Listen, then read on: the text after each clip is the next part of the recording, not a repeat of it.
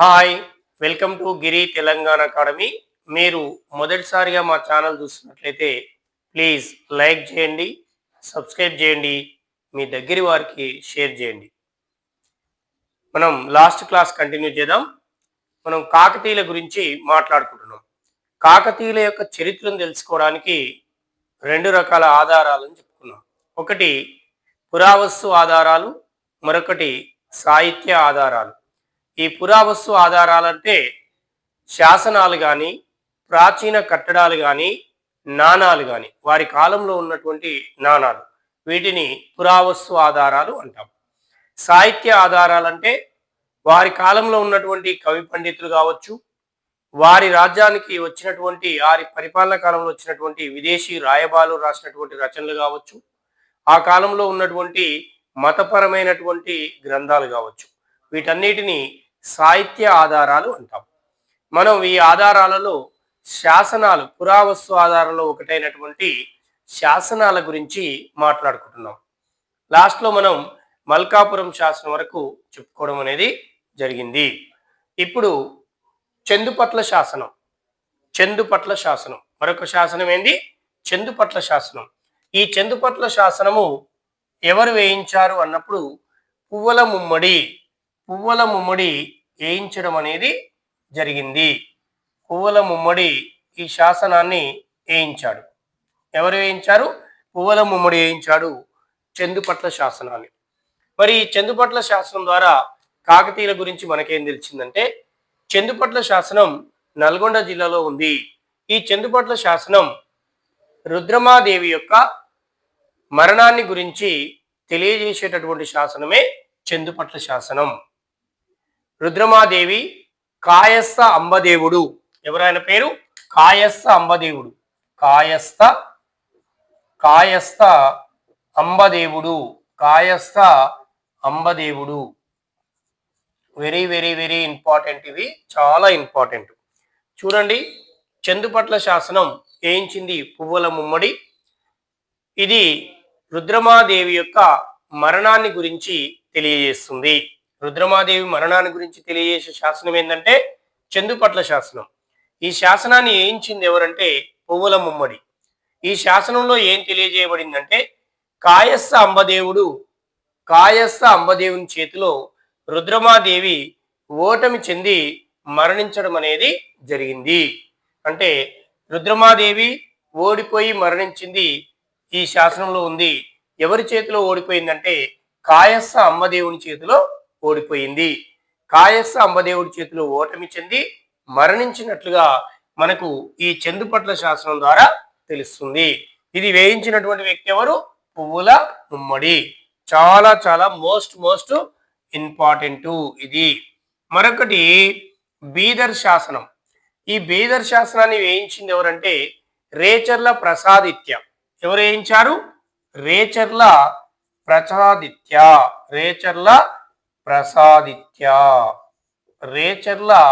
ప్రసాదిత్య వేయించడం అనేది జరిగింది ఈ బీదర్ శాసనాన్ని. బీదర్ శాసనాన్ని వేయించింది ఎవరు? రేచర్ల ప్రసాదిత్య. మరి ఈ శాసనం ద్వారా మనకేం తెలుస్తుంది అంటే, బీదర్ శాసనం ద్వారా రుద్రమాదేవి యాదవ రాజైన, ఎవరు? ఏ రాజు? యాదవ రాజైన రుద్రమాదేవి గారు యాదవ రాజైన మహాదేవుణ్ణి, ఎవరిని? మహాదేవుడిని గుర్తుపెట్టుకోవాలి, చాలా ఇంపార్టెంట్. బీదర్ శాసనాన్ని వేయించింది ఎవరంటే రేచర్ల ప్రసాదిత్య. ఈ బీదర్ శాసనం ద్వారా ఏం తెలుస్తుందంటే, బీదర్ శాసనం ద్వారా యాదవ రాజైనటువంటి మహాదేవుడిని రుద్రమాదేవి ఓడించినట్లుగా మనకి ఈ శాసనం ద్వారా తెలుస్తుంది. రుద్రమాదేవి ఈ మహాదేవుడిని ఎవరు ఓడించారంట? రుద్రమాదేవి. ఎవరు ఓడించారు? రుద్రమాదేవి ఓడించినట్టుగా మనకు దేని ద్వారా తెలుస్తుందంటే బీదర్ శాసనం ద్వారా తెలుస్తుంది. మరొకసారి, బీదర్ శాసనాన్ని వేయించింది రేచర్ల ప్రసాదిత్య. ఈ శాసనం ద్వారా మనకేం తెలుస్తుందంటే, యాదవ రాజైనటువంటి మహాదేవుడిని రుద్రమాదేవి ఓడించినట్లుగా మనకు ఈ శాసనం ద్వారా తెలుస్తుంది. ఓకే, క్లియర్, అర్థమైంది కదా. చందుపట్ల శాసనం ఏమో రుద్రమాదేవి మరణాన్ని గురించి తెలియజేస్తే, బీదర్ శాసనం ఏమో రుద్రమాదేవి యాదవ రాజైన మహాదేవుడిని ఓడించినట్లుగా తెలుస్తుంది. చందుపట్ల శాసనాన్ని వేయించింది పువ్వుల ముమ్మడి, బీదర్ శాసనాన్ని వేయించింది రేచర్ల ప్రసాదిత్య. ఎవరు? రేచర్ల ప్రసాదిత్య.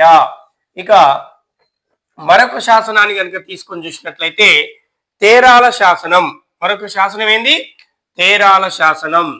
ఈ తేరాల శాసనాన్ని వేయించినటువంటి వ్యక్తి ఎవరు అన్నప్పుడు రెండవ ప్రతాపరుద్రుడు ఈ శాసనాన్ని వేయించినాడు.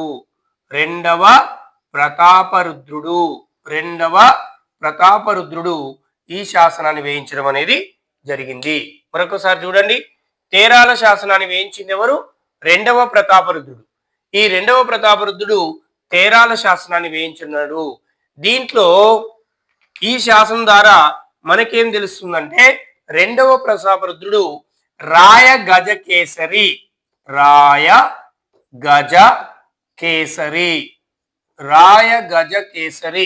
అనే బిరుదును పొందినాడని మనకు తేరాల శాసనం ద్వారా తెలుస్తుంది.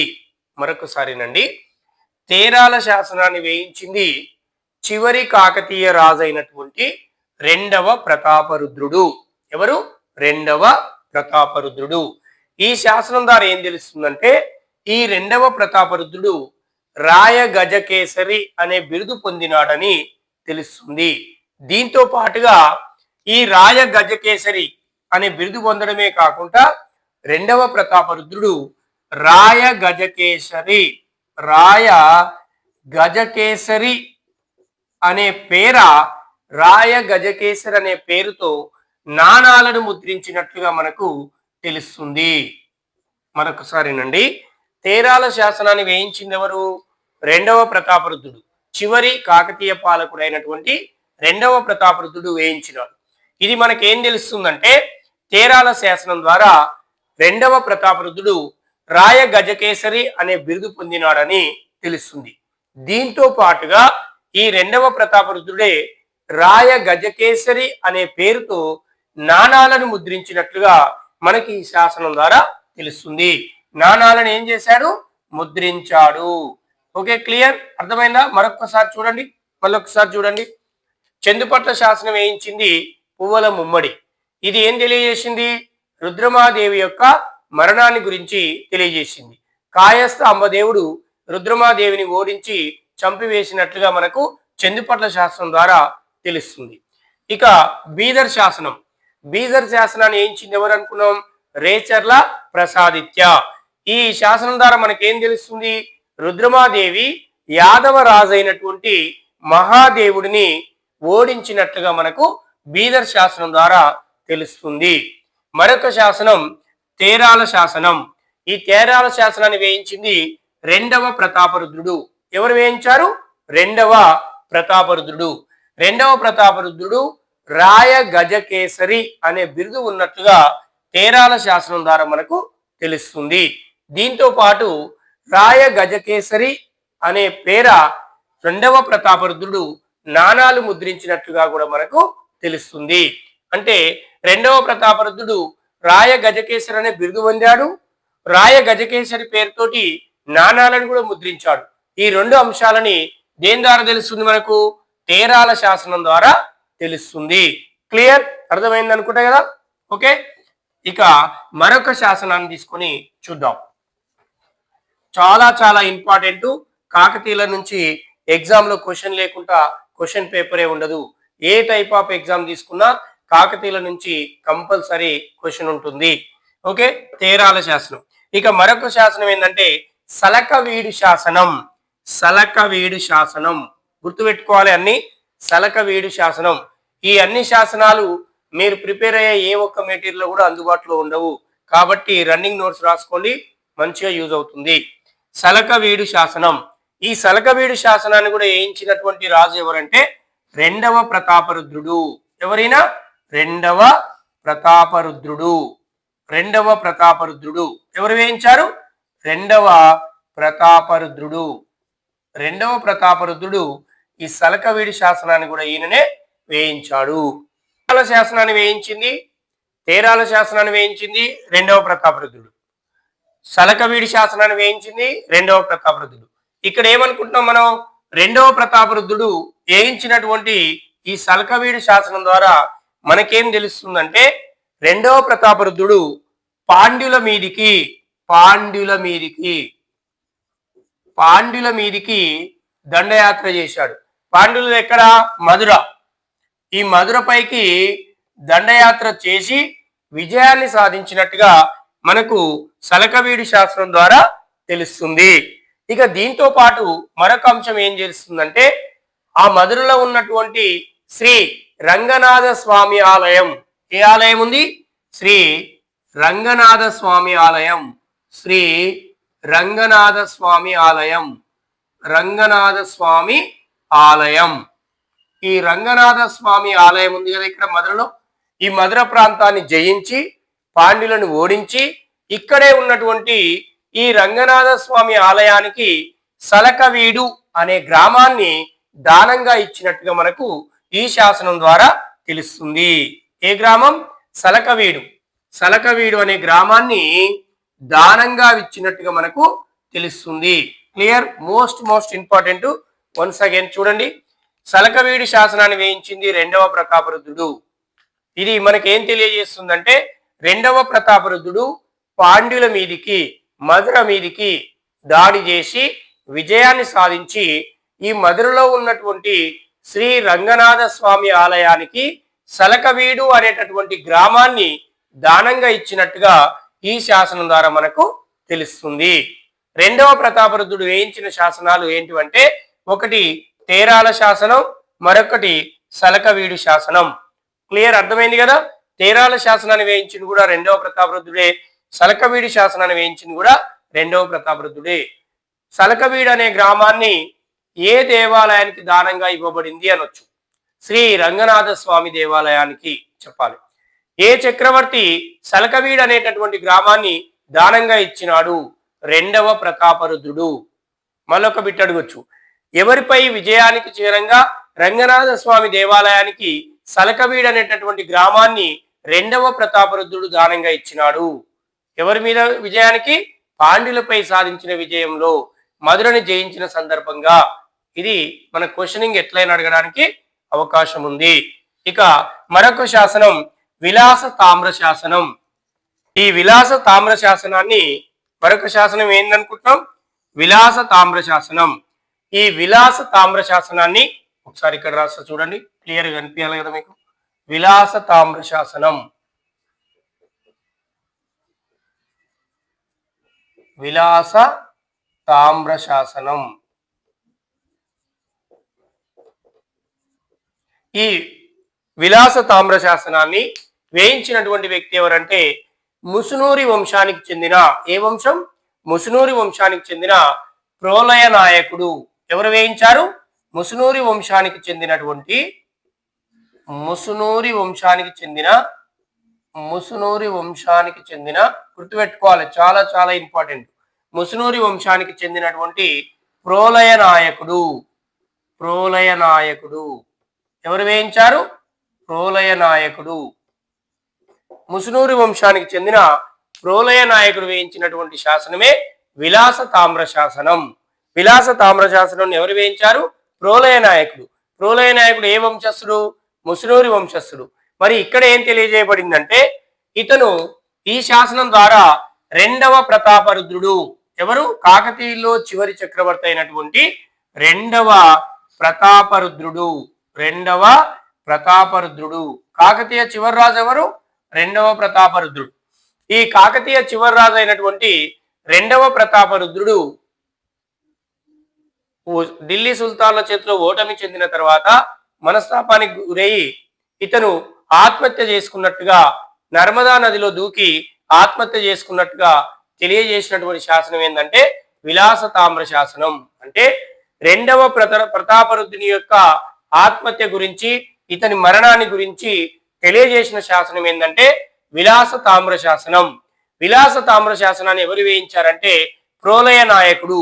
ముసునూరి వంశానికి చెందినటువంటి ప్రోలయ నాయకుడు వేయించినటువంటి విలాస తామ్ర శాసనం రెండవ ప్రతాపరుద్రుని మరణాన్ని గురించి తెలియజేస్తుంది. ఇతను ఆత్మహత్య చేసుకున్న విధానం గురించి తెలియజేస్తుంది విలాస తామ్ర శాసనం. వేయించిన వ్యక్తి ఎవరు? ప్రోలయ నాయకుడు.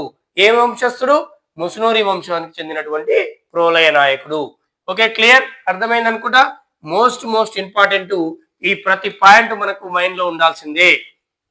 విలాస తామ్ర శాసనాన్ని వేయించింది ఎవరు? ప్రోలయ నాయకుడు. ఏ వంశస్థుడు? ముసునూరి వంశస్థుడు. ఏం తెలియజేస్తుంది ఈ శాసనం అంటే కాకతీయుల్లో చివరి పాలకుడైన రెండవ ప్రతాపరుద్రుడు ఆత్మహత్య చేసుకున్న విధానం గురించి, ఢిల్లీ సుల్తాన్ల చేతిలో ఓటమి గురించి తెలియజేస్తుంది. ఏంటంటే ఇది విలాస తామ్ర శాసనము. ఇక మరొక శాసనము కలువ చెరువు శాసనం. ఏంది?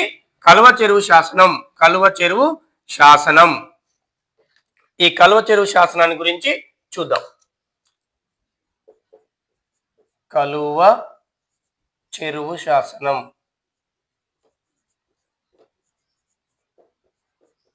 కలువ చెరువు శాసనం. ఈ కలువ చెరువు శాసనాన్ని వేయించినది ఎవరు? ఈ కలువ చెరువు శాసనాన్ని వేయించింది ఎవరు అన్నప్పుడు ఈమె రెడ్డి రాజు. రెడ్డి రాజుల కాలంలో రెడ్డి రాణి అయినటువంటి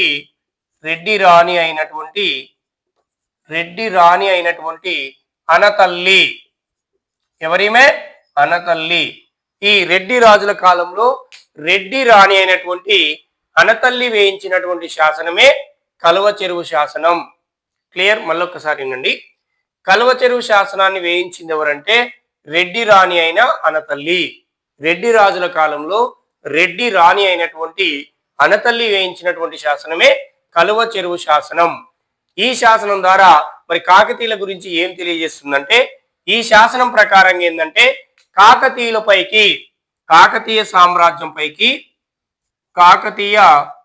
సామ్రాజ్యంపైకి లేదా కాకతీయులపైకి తురుష్కులు 8 పర్యాయాలు అంటే 8 సార్లు దాడి చేసినట్టుగా మనకు తెలియజేస్తుంది. మరొకసారి కలువ చెరువు శాసనాన్ని వేయించింది రెడ్డి రాణి అనతల్లి. ఏం తెలియజేస్తుంది ఈ శాసనం మనకంటే ఈ కలువ చెరువు శాసనం ప్రకారంగా కాకతీయులపైకి తురుష్కులు 8 సార్లు దాడి చేసినట్టుగా మనకు తెలియజేస్తుంది. ఈ శాసనం ప్రకారంగా తురుష్కులు లేదా ముస్లింలు ఎన్నిసార్లు దాడి చేశారు కాకతీయ రాజ్యంపై అంటే 8 సార్లు దాడి చేశారు. గుర్తుపెట్టుకోవాలి, అడగొచ్చు. 8 సార్లు కాకతీయులపైకి ముస్లింలు దాడి చేశారు. ఏ శాసనం ప్రకారంగా అంటే కలువ చెరువు శాసనం ప్రకారంగా.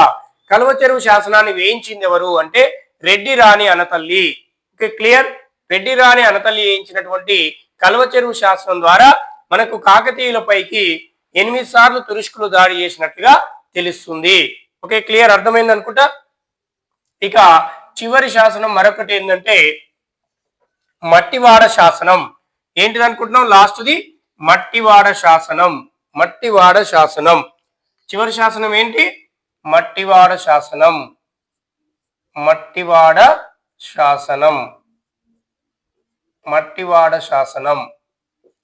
చివరి శాసనం ఏంటి?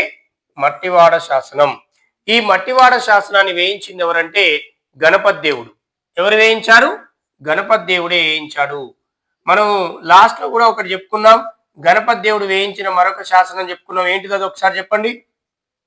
మోటుపల్లి శాసనం లేదా మోటుపల్లి అభయ శాసనాన్ని వేయించింది గణపతి దేవుడు అని చెప్పుకున్నాం. అలాగనే మట్టివాడ శాసనాన్ని వేయించినది కూడా గణపతి దేవుడే. ఈ గణపతి దేవుడు వేయించినటువంటి మట్టివాడ శాసనం ఏం తెలియజేస్తుంది వీరి గురించి అంటే ఈ శాసనం ఏం తెలియజేస్తుందంటే కాకతీయుల కాలం నాటి